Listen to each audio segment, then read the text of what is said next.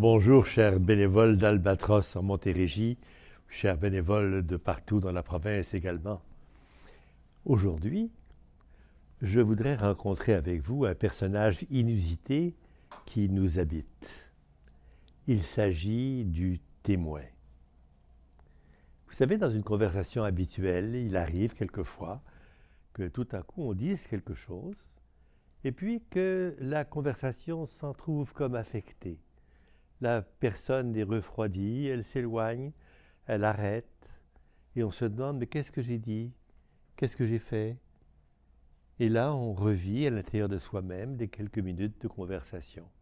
Et on s'aperçoit qu'on est arrivé sur un problème de valeur, quelquefois, qu'on ne partage pas forcément avec la personne qui était là. Et on se pose des questions sur ce qu'on a dit et ce qu'on a fait. Au fond, on pose des questions à celui qui a assisté de l'intérieur de nous à cette conversation.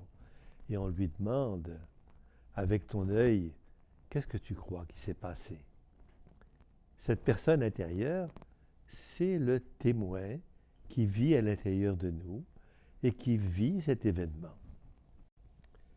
Ce témoin, vous savez, il est perpétuellement au travail lorsque nous avons une conversation d'accompagnement. Dans une conversation d'accompagnement, il y a comme deux niveaux. Il y a le niveau de la conversation habituelle, de la conversation spontanée, souvent d'ailleurs dirigée par le malade. C'est lui qui nous dit où il veut aller, ce qu'il veut faire, et nous on est là pour le suivre, mais aussi on est là pour décoder ce qu'il y a derrière ce qu'il fait, derrière ce qu'il dit. Pas un décoder pour influencer, un décoder pour savoir ouvrir les bonnes portes, pour offrir le bon silence au bon moment, un décoder pour être vraiment présent. Le témoin, il est là. Et il est là et il écoute ce qui se passe, il regarde ce qui se passe. Et ce témoin, il est utile.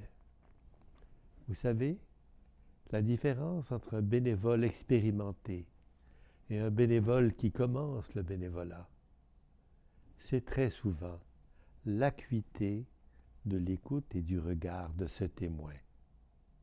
Car c'est lui qui dit au bénévole ce qu'il doit dire, ce qu'il doit faire, comment le dire, comment le faire.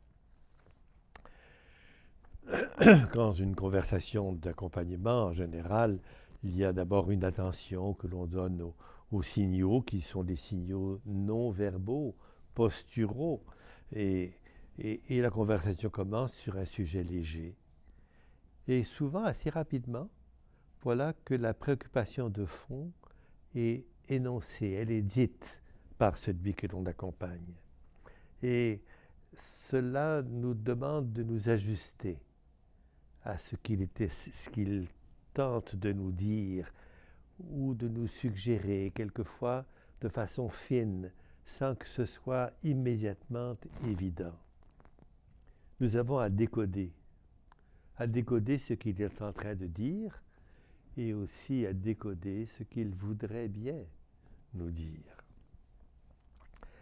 Et c'est ça qui va nous permettre d'ouvrir un petit chemin devant lui, un chemin dans lequel il va pouvoir s'exprimer, un chemin dans lequel il va pouvoir partager avec nous un moment de préoccupation, un moment de présence, un moment précieux pour lui. Prenons une entrevue particulière. Et nous nous sommes assis devant le malade, nous commençons à le regarder et à faire attention à comment est-il assis, quelle est sa posture, est-ce qu'il a les mains ouvertes, est-ce qu'il a les mains fermées, est-ce qu'on voit apparaître des mouvements répétitifs dans la conversation qui signalent qu'il y a plus de tension un peu.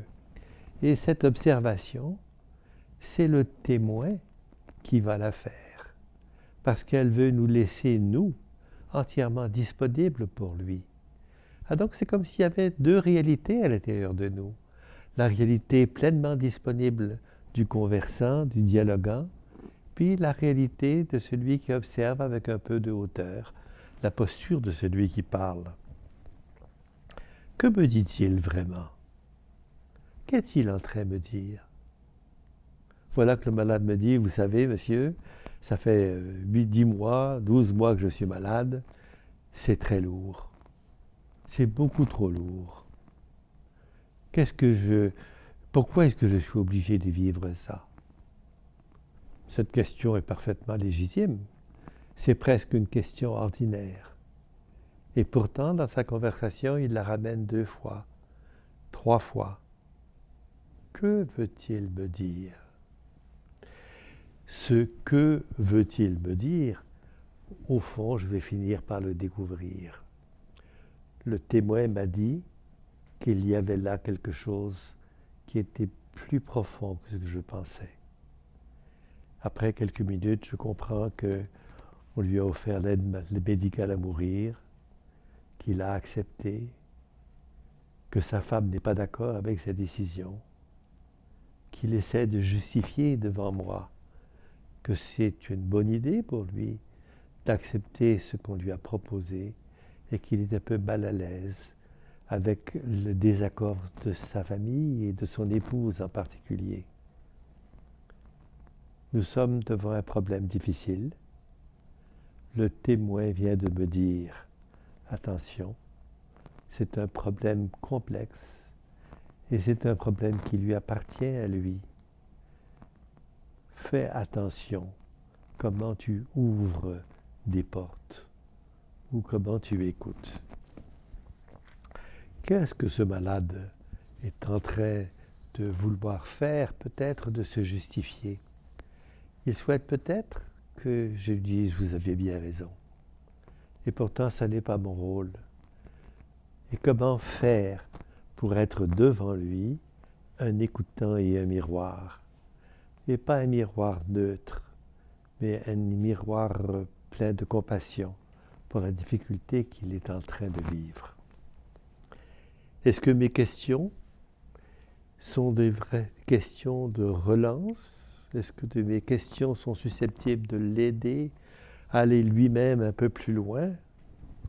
Et quand tout à coup il s'arrête de parler, son silence me dit quoi? Et c'est le témoin à l'intérieur de moi qui me fait remarquer qu'il arrête de parler, qu'il entre dans une espèce de méditation personnelle, qu'il communique avec moi plus par son silence que par ses mots, et que j'ai à respecter ça aussi. Ce témoin intérieur est donc important. Vous savez, il est aussi important parce qu'il me signale quand ce qui m'est dit me rejoint.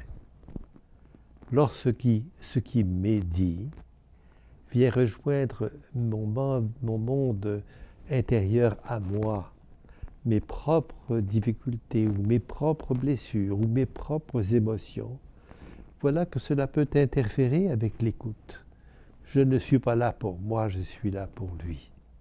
Et le témoin vient me dire, fais attention, ne t'arrête pas à ce qui te concerne toi. Reste disponible pour lui. Il me permet au fond d'ajuster mes interventions selon la lecture de la rencontre.